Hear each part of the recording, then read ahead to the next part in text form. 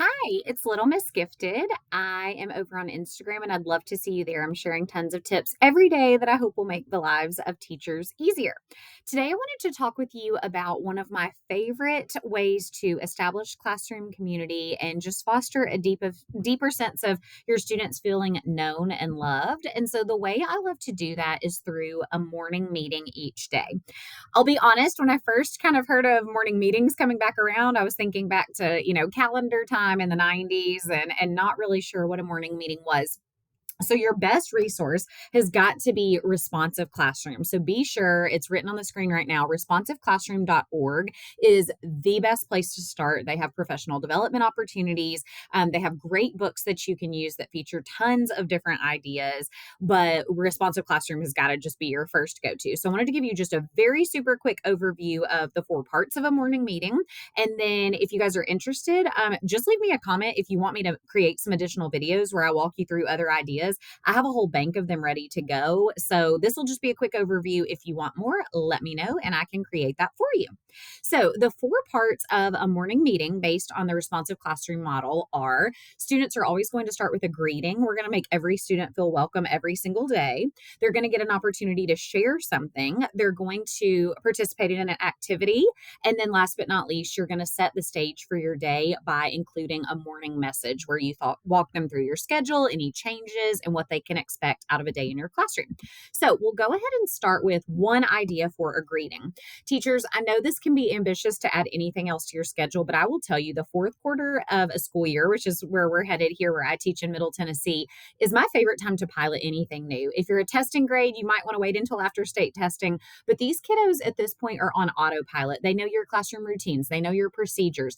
This is my favorite time of the year, especially after state testing, to try something new. Whenever I kind of put ideas back for, oh, I'll try that in August, I'll try that next year, it never happens. You're starting all over. You don't know your students. You have so many routines and procedures to establish and build. And so, truthfully, I just want to empower and encourage you. No better time all year, in my opinion, to try something new. So, if morning meeting is new to you, again, I would encourage that's a great April or May idea to pilot.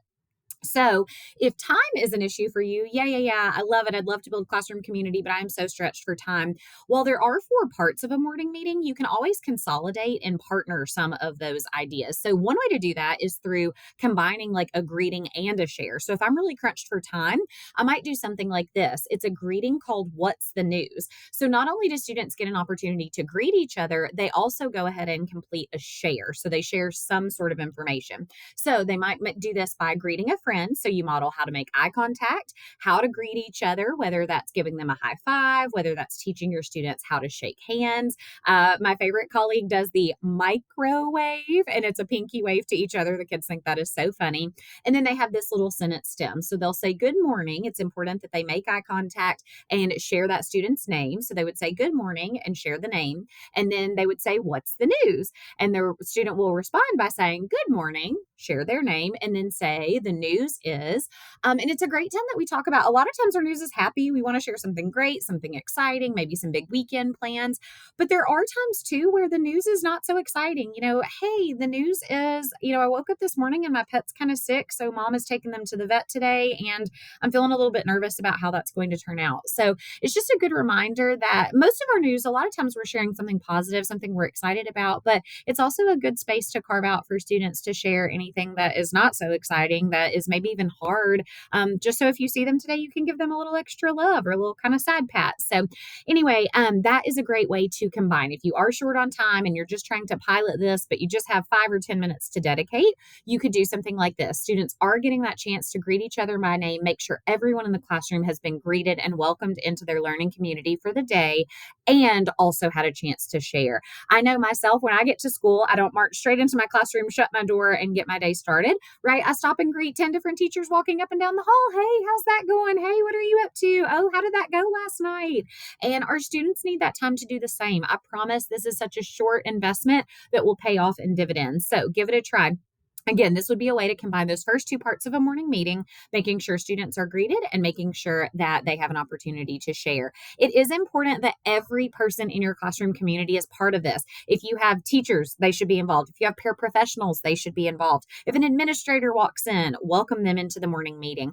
This is just a great chance for lots of us to facilitate, forming those connections between ourselves, our students, and anyone who is part of our learning community. Next, you're going to want to do an activity. Teachers, I will say this one can be the most tempting to skip just because you're like, okay, I see that value. I know it's important to do a greeting. Oh, I know they need time to share. I've got to find time for that. Well, of course, I need a morning message. I want to tell them about our day. This one can be the one that you want to skip if you had to skip one based on time, but teachers, it's their favorite part. The activity is their absolute favorite part because it's some sort of, game. Maybe it's building community, maybe it's building teamwork skills, maybe it's building communication, but it also just is a good time for laughs and smiles and silliness that we just don't find a lot of time for in the elementary school day in 2023. So, this activity is one I actually borrowed from some gym teachers at my former school. They were helping us build more movement breaks into our school day, which I can also be guilty of, not giving my students enough time to move about in the day. But it's an activity called Follow the Leader. So you break your students up into small groups of maybe 4, maybe 5, depending on the size of your class. And the student at the front turns around and faces the other students who are standing in a straight line. And they do a movement, and the rest of the student copies that movement. And it's a dance movement. So it's fun. You get a little song going in your classroom. And so for this one, I did a Justin Timberlake song that we all know and enjoy, bring some happiness into the classroom. And so maybe I'm, just doing a little bit of this, a little raising the roof. So every student is going to be in line looking at me. And if I'm raising the roof, then they're raising the roof. If I'm clapping my hands, they're clapping their hands. If I'm doing, a little of this, they're doing a little of this.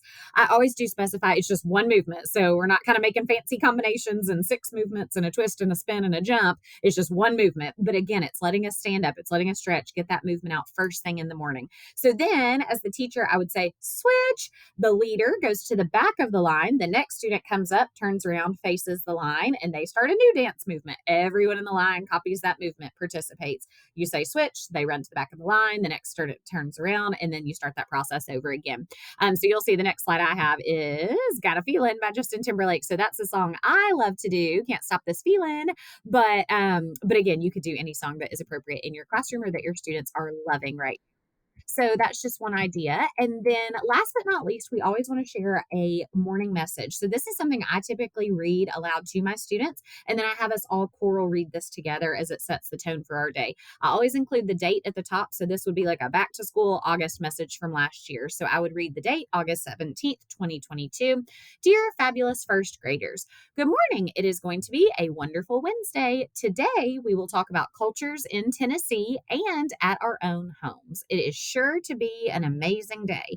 Peace, love, and make it a welcoming Wednesday. And then the teacher signed her name.